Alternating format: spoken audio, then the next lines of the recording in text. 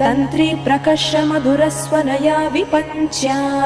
गायत्यनन्तचरितं तव नारदोऽपि भाषा समग्रमसकृत्करचाररम्यम् शेषाद्रिशेखर विभो तव सुप्रभातम् भृङ्गावली च मकरन्दरसानुविद्ध जङ्गारगीतनिनदैः सह सेवनाय निर्यात्युपान्तसरसि कमलोदरेभ्यः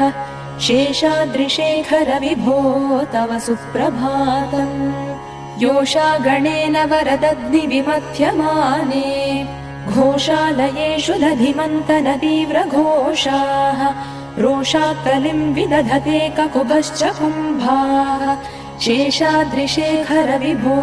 तव सुप्रभातम् पद्मेशमित्रशतपत्रगतानि वर्गाः हर्तुं श्रियं